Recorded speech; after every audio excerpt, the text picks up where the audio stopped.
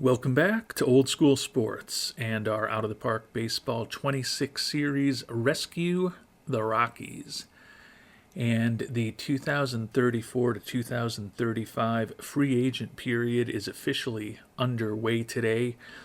We've made some decisions over the past couple of episodes that are favored by some members of the Worldwide Scouting Department, but also have been frowned upon by other members of the Worldwide Scouting Department. But as this free agency period begins, Gus Nieves' outstanding 7-year run with the Colorado Rockies is almost certainly coming to an end, unless for some reason he lingers on the market. He has been our cleanup hitter pretty much the whole time he's been with us for those 7 years. Won an MVP and a Rookie of the Year award his first season after he came over as an international free agent from Cuba. Led the league in home runs and runs batted in 4 times in 7 years, and also won 3 championships in the last 4 years with these Rockies. Several of you wanted us to have him in Colorado for his entire career to see what he could do. He does have over 300 career home runs in those 7 seasons that he's played. So despite not starting his major league career until his mid-20s, certainly on a potential path towards a very brief but potentially Hall of Fame career. But unlikely that he will be back, unlikely that our third base / first baseman for the past several seasons, Colt Keith, will be back. As you can see, those 2 departures leave us with a couple of lineup holes that we're going to be looking to fill.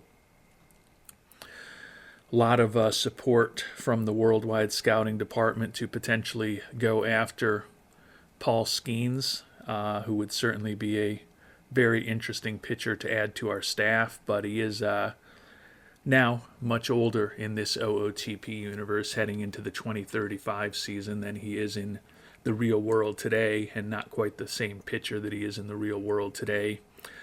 And given that we did make that qualifying offer to Dylan Jordan to bring him back as our number 3 starter, kind of feeling that once Jordan is healthy, he'll be our 3 starter, Painter probably our 4 starter, and then we do have the likes of Castellano, Barrera, Stoops, and some others to compete for the 5th starter spot. So I think bringing Mr. Skeens here, although it would be very interesting, is probably overall overkill. But we have made an offer to try to replace Mr. Nieves as our cleanup hitter. And that offer is to the person who is currently the number 3 home run hitter in Major League history, the veteran Aaron Arson Judge. Spent most of his career with the New York Yankees, the last 3 career years with the Boston Red Sox. You may remember from the last episode that the player who's already heading into his mid-40s was looking for 5 years at about $14 million a year.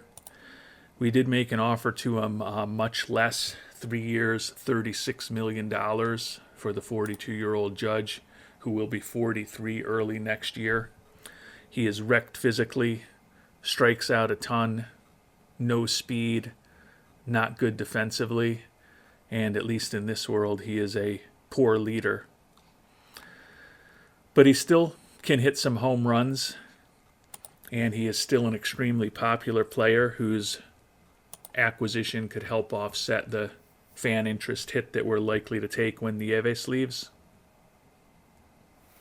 As some of you have noted, even though he was looking for a 5-year contract, the argument was you can give him a 4 or 5-year contract if that's what he's looking for and you decide that he's a guy you want to bring on board because he's likely to retire after the next year or 2, which I do agree with.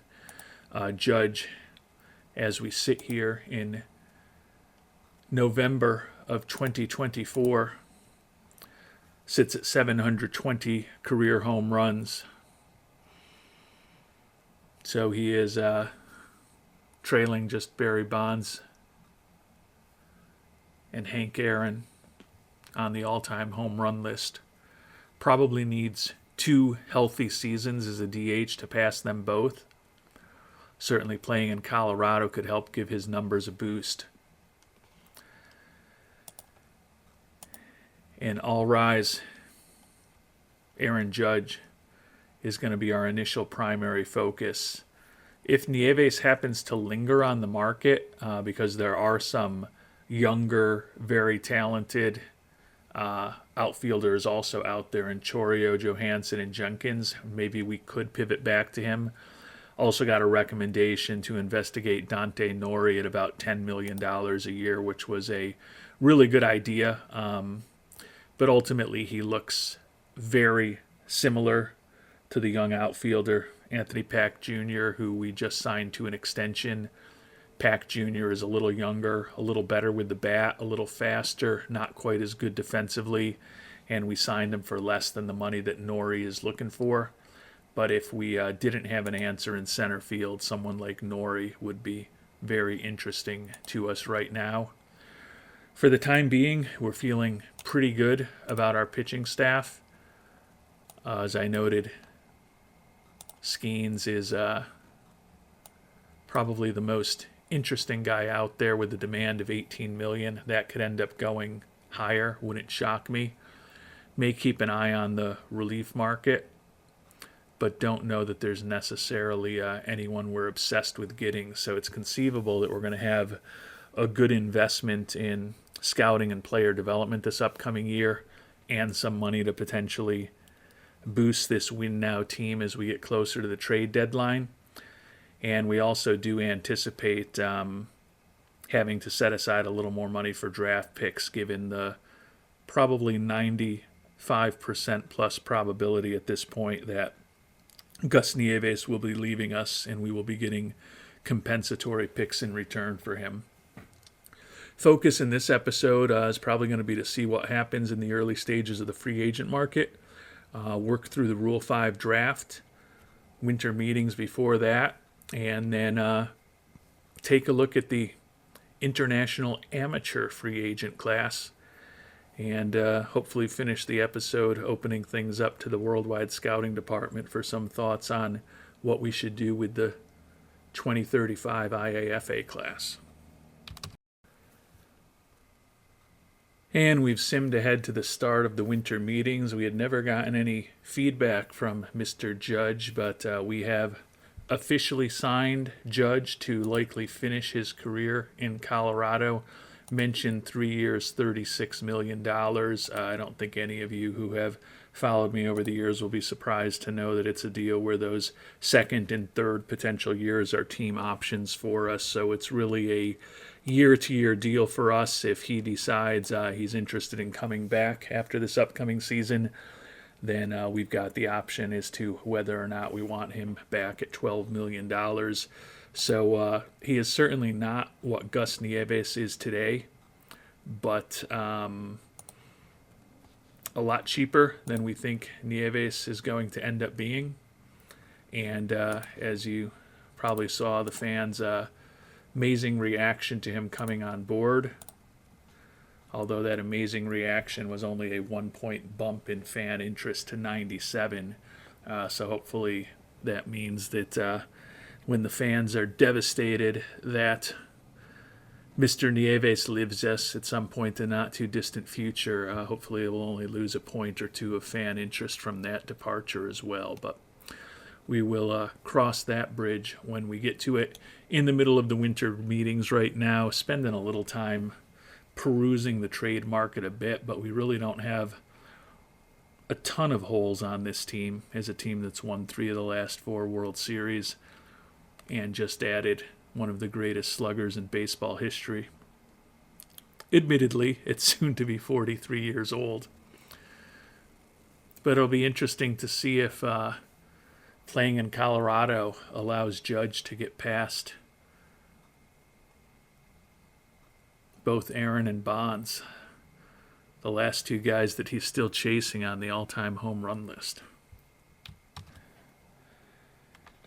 And we've simmed ahead to the Rule 5 draft. We actually had a number of players that we wanted to protect this year, most notably Phil Dingwell, the AAA outfielder, who's one of the top prospects in our organization, needed to be added to the 40-man roster.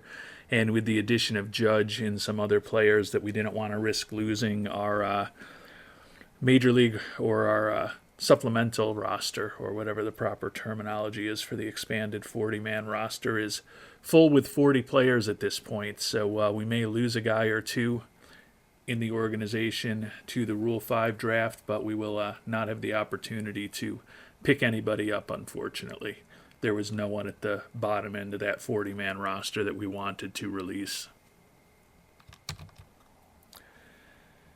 And unfortunately, the organization did end up losing 3 players in the Rule 5 draft. George Kirby was a guy who we signed as a minor leaguer last year. The veteran pitcher was with us in AAA. He was just organizational depth. We certainly weren't going to guarantee him closing in on the age of 37, wrecked physically, a major league contract at this point. Also lost Dustin Morrison, 29-year-old, another guy who we signed this past offseason as a minor league free agent. Interesting, useful corner outfielder for a major leaguer, but with the depth we have in the outfield, we weren't going to protect him. And then last but not least, Ramon Hernandez. This is more of a prospect, 23-year-old. Didn't think he was going to be a big-time pitching prospect. Borderline-ish stamina, fly ball tendencies, and he still hasn't really developed that third pitch of his, the changeup. Did play as high as Double-A Hartford last year. We was 8-3 with a 2.33 ERA, but he ended up getting caught up in a numbers game, and we were unable to protect him from the Phillies. So after several years of us using the Rule 5 draft to our advantage when we were rebuilding this Rockies franchise, probably a bit fair now that we're starting to lose some guys that we would prefer to have kept in our organization, most notably Hernandez among them. And we made it to the end of December, and we're getting our midterm grades as far as how things are going in the development lab. Kind of an interesting situation. We've got the 8 development lab spots. 4 of our players are excelling, and 4 of them are frustrated. So if we're able to have a 50% success rate and have that success rate all be outstanding results, we would certainly take that. Derby Ma has really taken to his strength and conditioning program. Phil Dingwell, who we just talked about, a guy that we just added to the 40-man roster, excelling in generating bat speed. The reliever Chris Kennedy, who made his major league debut last year, excelling in terms of improving his control. And then Jeff Colson, the top pitching prospect in our organization, improving his pitch movement at a very high rate.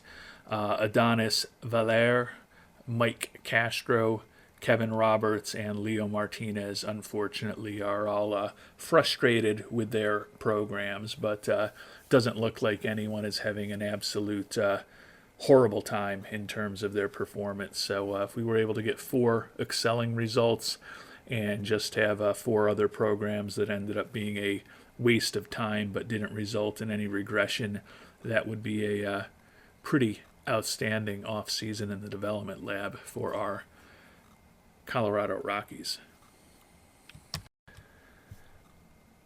And as the calendar flips to 2035, probably one of the top prizes of the free agent market is finally signed. Jackson Chourio signed a deal to join the Baltimore Orioles, $42.5 million a year over 4 years, with a player opt-out after the second season. So Nieves still on the market. So is Mr. Skeens, although his demand apparently has gone up to $24 million a year. Taking a look at the batters who are available, Josh Johansson, Walker Jenkins, and Gus Nieves are all still out there. So the theory that could get into a situation where perhaps Nieves lingers on the market, still certainly in play.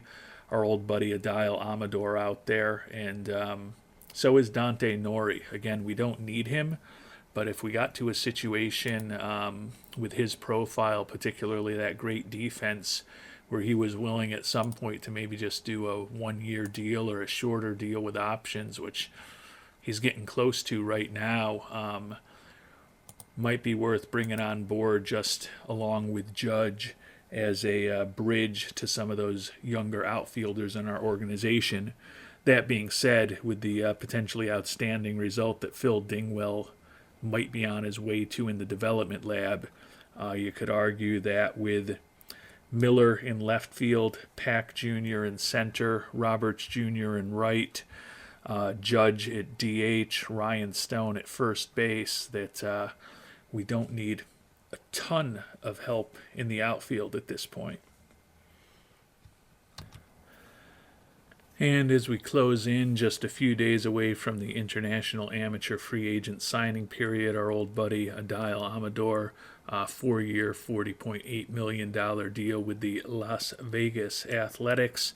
Didn't really have a need in the infield, but certainly if he had lingered on the market and gotten crazy cheap, we're always interested in a bargain. And we've made it to the start of the international amateur free agent signing period. So at this point, we'll finish up the episode taking a look at the 10 players that we have been focused on. As has been the case for the last few seasons, only $4.75 million to spend for the Rockies.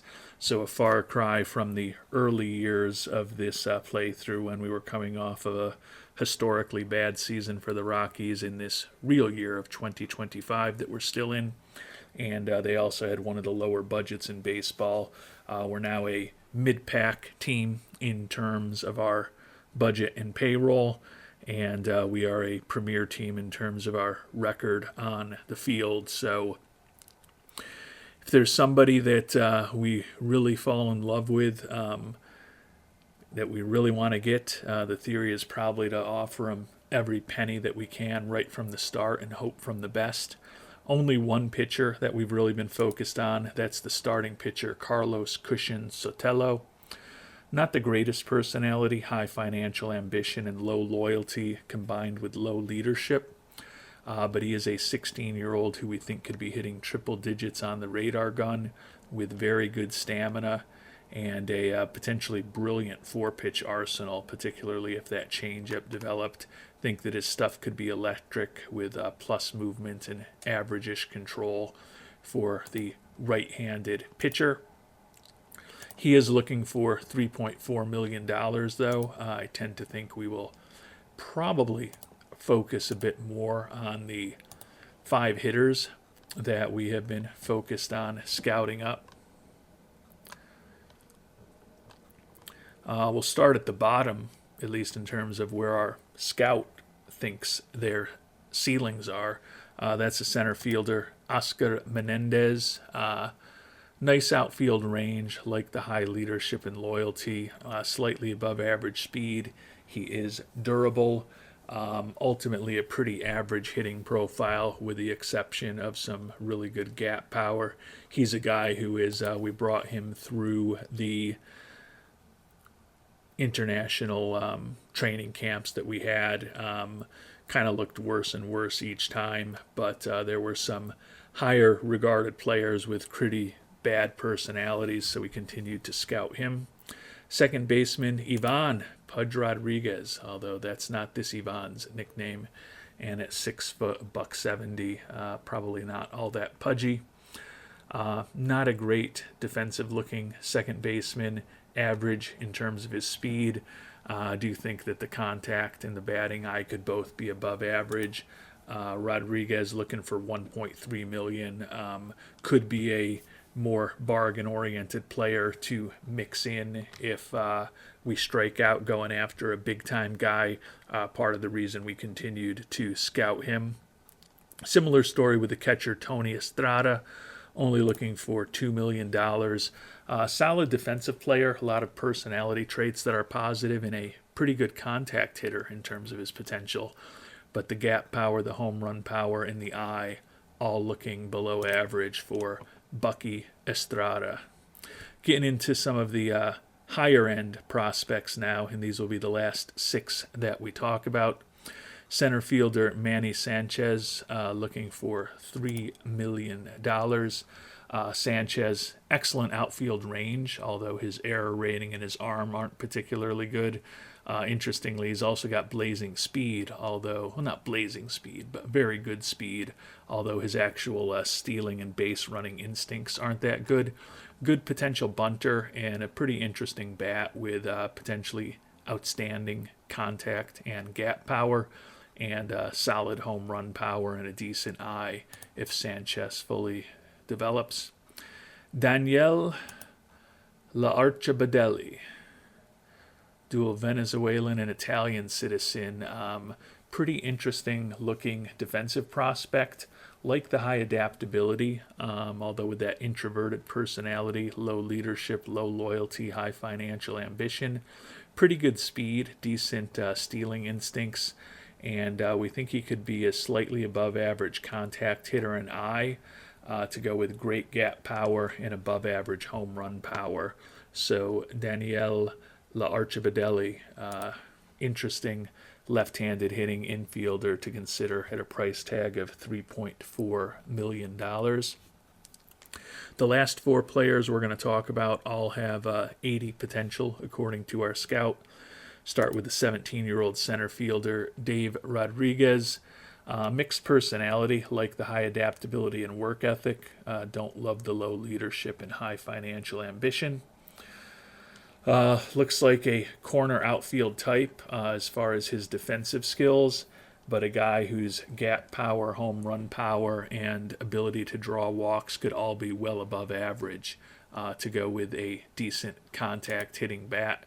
Dave Rodriguez looking for $3.6 million. Similar number, $3.4 million from the catcher Jose Robles. Respectable looking defensive catcher. We generally like to have better defensive catchers than that, but a pretty interesting bat. I think his home run power and his eye could both be well above average. And the final 2 guys we will talk about, one is another catcher, John Galvez. Not a great looking defensive prospect at catcher, but probably the most interesting all-around bat we've seen. Potential to get 60 contact, 65 gap power, 75 home run power, and an 80 eye. Does have extreme development risk, and when we look at the 6'4" Bibo Galvez, honestly, with that bat and his height, maybe really more of a natural first baseman than he is a catcher, or at least he'll do less damage being a first baseman than he can potentially do with those ratings as a catcher. Could also play potentially left field down the line. Galvez looking for $3 million. The cheapest, at least in terms of his initial demand, of the 80 ceiling prospects is the last one we'll talk about, the shortstop Danny Dudu Pantoja. Interesting defensive prospect. Generally positive personality traits, like the high adaptability and work ethic as far as his development, although the low baseball IQ is not ideal. Low financial ambition, and another very interesting bat, potentially above average contact and potentially borderline exceptional gap power, home run power, and eye, wrapped up in medium development risk. Dudu Pantoja, probably on the very initial look, is my favorite of these guys, although again with that low intelligence, certainly not a perfect prospect, but there's only one perfect prospect, and it's Kevin Roberts Jr., and he's already on our team. And among the guys we've been talking about, Dante Nore did end up signing with the Philadelphia Phillies, 2 years, $16.6 million. But as we sit here in mid-January, Josh Johansson, Walker Jenkins, and Gus Nieves still remain 3 very highly regarded outfielders who are on the free agent market and have not found a home yet. Taking a look at the top pitchers available. And of course, it's still Paul Skeens topping the list. His demand has gone up to $28.4 million. It seems like some of these agents don't really understand supply and demand. These guys have been on the market for a month and a half in the case of Skeens and those three outfielders, and they're all asking for more and more money than they originally wanted, even though they haven't found a home yet. Here in 2035, it looks like perhaps Scott Boras is still a power agent in Major League Baseball.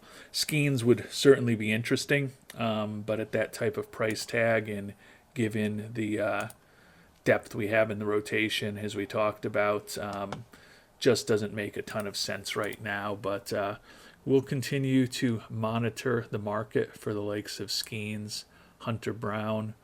Skubal, if he wasn't going to miss basically the entire year, might be worth a flyer at $9 million. You can see some of these second-tier relievers, the price is really coming down. Don't know that there's any true difference makers there, although Mason Miller could be interesting. The concern with him in Colorado, though, is the fly ball tendencies, the ability to give up some home runs, and the fact that he's 36 years old and fragile. But we will continue to monitor the options available on the free agent market. But in the meantime, the primary focus next time around will be the international amateur free agent class. And if you've got any recommendations on what you might do, would love to hear them in the comments to this episode.